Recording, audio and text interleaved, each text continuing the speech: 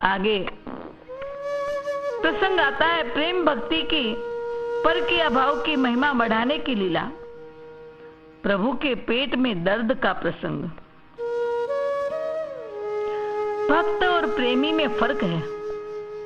भक्त को अपने मंगल की चिंता रहती है, अतः वह पाप से नरक से डरता है, प्रार्थना पूजा करता रहता है, प्रभु से भी कर्म के कारण डरता है। प्रेमी के पास मैं नहीं होता, मैं तो प्रथम कदम में समर्पित हो जाता है, अतः मैं के मंगल की चिंता ही नहीं। अतः वह तो बांसुरी होता है, प्रभु के हाथ में निमित्त होता है, प्रभु उसको चलाते हैं, अतः उन्हें पाप का भय नहीं होता। अपने कल्याण के लिए न प्रार्थना न पूजा करता है, वो तो प्रभु को सुख देने ही सब करता है। राधा गोपी प्रेमी है। प्रभु में 3 प्रकार की रति होती है, एक समर्था, दूसरी समंजसा और तीसरी साधारणी।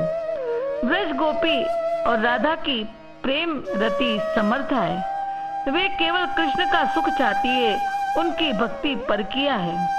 वे निरंतर चिंतन, निरंतर मिलन के लिए उत्कंठित रहती है, प्रभु से कुछ नहीं चाहती, उनका ही सुख चाहती है।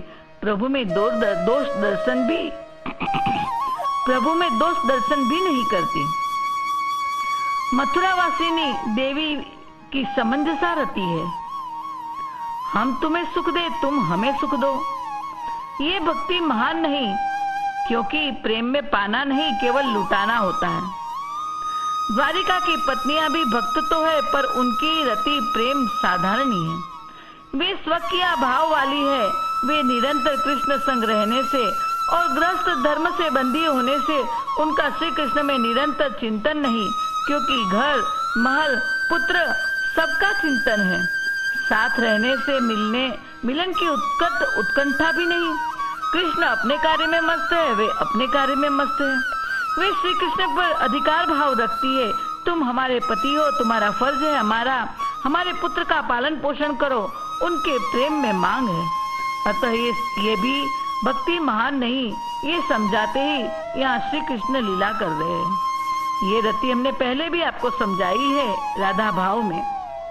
आइए भगवान श्री कृष्ण उनको समर्था रति समझाने के लिए क्या लीला कर रहे हैं। वैसे 16,108 रानी पूर्व में गोपी थी, तब उनके भाव श्री राधे जैसे समर्था रति के ही थे, पर पत्नी बन द्वारिका लीला में उनकी रति साधारणी हो गई। अतः प्रभु उन्हें गुरु राधिका व उनके ही गोपी भाव का याद दिलाने कहते हैं कि रात भर राधा गोपी ऐसे स्मरण करते रहते हैं। श्री कृष्ण की सेवा में 16,108 रानी थी, उनके संग सहन करते थे, लेकिन रात भर राधा गोपी का स्मरण करते हुए करवट बदलते रहते। रानियों को मन में ईर्ष्या आने लगी, हम इतनी सुंदर है, हम इतनी सेवा करती है, फिर भी कृष्ण हमें संतुष्ट नहीं है और अभी भी व्रज की ग्वार गोपी व राधा का नाम नींद में सदा लेते रहते हैं। हमारा प्रेम उस राधा व गोपियों से क्या कोई कम है? भगवान कृष्ण सर्व साक्षी अंतर्यामी इस बात को जानते थे। राधा गोपी का प्रेम कैसा है, ये पुनः स्मृति दिलाने समझाने एक दिन प्रातःकाल दर्द से चीखने लगे। रानियों ने पूछा, प्रभु क्या हुआ? कृष्ण कहते, ओ मेरे पेट में भयंकर दर्द है। रानियां चिंतित हो गई, विभिन्न दवाई बनाकर प्रभु को खिलाने लगी। फायदा न हुआ तो वैद्यराज को बुलाया, उनकी दवाई से भी कोई फायदा न हुआ। थोड़ी देर में बात सारी द्वारिका में फैल गई। जिनको जो समझ में आता है वह दवा लाता है, पर प्रभु को फायदा नहीं हो रहा। रानियां इकट्ठी हो रोने लगी। उग्रसेन, वसुदेव, देवकी, बुजुर्ग श्री कृष्ण को घेर कर बैठे हैं, सब चिंतित है क्या होगा। उसी वक्त देव ऋषि नारद जी ने प्रवेश किया। भीड़ देख के पूछने लगे, क्या हुआ प्रभु को, क्या हुआ प्रभु को। सबने बताया, पेट में बड़ा भारी दर्द है, किसी दवाई से फायदा नहीं हो रहा। नारद जी ने श्री कृष्ण से कहा, आपकी नजर में कोई दवा है? श्री कृष्ण कहते, हाँ नारद। नारद जी कहते, क्या? श्री कृष्ण कहते, किसी भक्त के चरण की रज ला दो। नारद कहते, तो अभी ला दूं। नारद जी प्रभु की रानियों के पास जाकर कहा, तुम प्रभु के कष्ट से दुखी होके रो रही हो? रानियां कहती, हाँ। नारद जी कहते, इसका मतलब है कि तुम श्री कृष्ण की भक्त हो? रानियां कहती, इसमें पूछने की क्या बात, हम सब अपने स्वामी की भक्त ही है। नारद जी कहते, तो उनके पेट के दर्द की दवा है भक्त के चरण की रज, तो अपने चरण की रज दे दो। रानियां 4 कदम पीछे हट गई, बोली, क्या हम अपनी चरण रज प्रभु को दे? ये कैसे हो सकता है?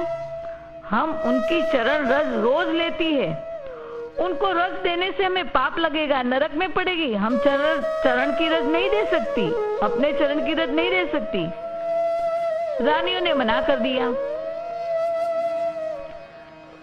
नारद जी द्वारका वासियों के घरों में घूमे, सबने पाप और नरक के भय से चरण धूलि नहीं दी। नारद जी देवताओं के पास गए, कहने लगे, कष्ट आता है तब तुम प्रभु को ही पुकारते हो, उनकी भक्ति करते हो, तुम प्रभु के भक्त हो ना? देवता कहते, बेशक है ही। नारद कहते, तो प्रभु के लिए चरण की धूलि दो। देवताओं ने कहा, नहीं नहीं, पाप लगेगा, नरक में जाना पड़ेगा। देवताओं ने भी पाप और नरक के भय से धूल न दी। नारद पाताल में गए, वहां भी सबने पाप और नरक के भय से चरण की धूलि नहीं दी। नारद धरती पे भी घूमे, लेकिन उदास होके वापस आए। सबको पाप और नरक का भय है। श्री कृष्ण ने पूछा, नारद भक्त की चरण की धूलि लाए? नारद कहते, सब पाप और नरक के भय से चरण की धूलि देते मना करते हैं। कृष्ण कहते, व्रज में गए थे। नारद जी बोले, ना। कृष्ण कहते, वहां जाओ। नारद जी कहते, वे भी नहीं देंगी। कृष्ण कहते, जाओ तो सही। और नारद व्रज में पहुंचे। गोपियों ने नारद जी को देखा, दौड़ी दौड़ी आई, देवर्षि आप तो सर्वत्र भ्रमण करते हैं, हमारे प्रभु की नगरी गए थे क्या? नारद जी कहते, हाँ गोपी, मैं गया था। गोपी कहते, हमारे प्रभु कैसे है, कुशल तो है ना? नारद जी कहते, ना, उन्हें पेट में बड़ा भारी पीड़ा है। गोपी मारे दुख के मूर्छित हो गई। नारद जी ने जल छिड़क के उनको होश में लाई। गोपी बोली, कोई दवा नहीं ली? नारद जी कहते, दवाएं असर नहीं करती। गोपी कहती, और कोई उपाय? नारद जी कहते, हाँ है। गोपी कहते, वो उपाय करो। नारद जी कहते, वह उपाय ही तो ढूंढता ढूंढता यहाँ तक आया हूँ। गोपी कहते, प्रभु के लिए जो चाहिए वो क्या हमारे पास है? नारद जी कहते, हाँ तुम्हारे पास है, पर तुम भी नहीं दोगी। गोपी कहती, ऐसी क्या वस्तु अभी हमारे पास है जो हमने प्रभु को अर्पण नहीं की? गोपी कहती है, बताइए नारद जी, हमसे क्या चाहिए? नारद जी कहते, प्रभु को भक्त के चरण की धूलि चाहिए। तुम प्रभु की भक्त हो, क्या अपने चरण की धूलि दोगी? गोपियों ने सोचा, हाँ, अब तक सब अर्पण कर चुकी है हम, पर अपने चरण की धूलि श्याम को नहीं दी। चलो आज ये भी अर्पण हो ही जाए।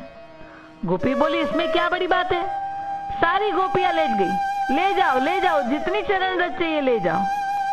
नारद कहते, पगली बावरी, प्रभु की चरण रज ली जाती है, प्रभु को चरण रज देने से पाप लगेगा, नरक में गिरोगी। गोपी कहती है, हमारे कृष्ण सुखी होते हैं तो हम पाप भी करने को तैयार है और नरक में भी जाने को तैयार है। नारद जी आश्चर्य में पड़े, बोरा भरकर चरण रज ले आए। श्री कृष्ण बोले, नारद भक्त चरण रज लाए? नारद जी ने बोरा धर दिया, बोले, इस संसार में व्रज गोपी जैसा महान भक्त कोई नहीं। सबने पाप नरक के भय से आपका दुख दूर करने के लिए चरण रज नहीं दी, परंतु गोपियों ने कहा, हमारे कृष्ण का दुख दूर होता हो तो वह सुखी होते हो तो हम पाप करने भी तैयार है और नरक में जाके कष्ट भोगने भी तैयार है। ये एक नहीं सभी गोपियों ने कहा, इसलिए बोरा भरकर सबकी चरण रज लाया हूं। भगवान बोले, नारद, भक्त तो तू भी था, तुझे रज लेने कहीं जाने की जरूरत ही नहीं थी, पर तूने भी नहीं दी। नारद जी शर्माए। नारद जी तभी बोले, गोपी प्रेम की तुलना किसी से नहीं हो सकती। तब रानियों ने जाना कि गोपियों का प्रेम कितना महान है। वो केवल कृष्ण सुख देखती है और हम हमारा सुख देखना सीख गई है। इसीलिए हमारे स्वामी रात दिन गोपी का नाम लेते हैं। गोपी का प्रेम समझ में आया, रानियां शर्माई। भगवान राधा का भी प्रेम समझाना चाहते थे, पर उसके लिए कुछ काल रुकना पड़ेगा। राधा छाया रूप से सत्यभामा के रूप में द्वारिका में है, पर इस समय उनकी भक्ति भी इस पत्नियों के जैसी पत्नी होने के नाते स्वकीय भक्ति है। वहां अहम पूर्ण समर्पण नहीं होता। अतः उसने भी पाप और नरक के भय से चरण धूलि नहीं दी थी।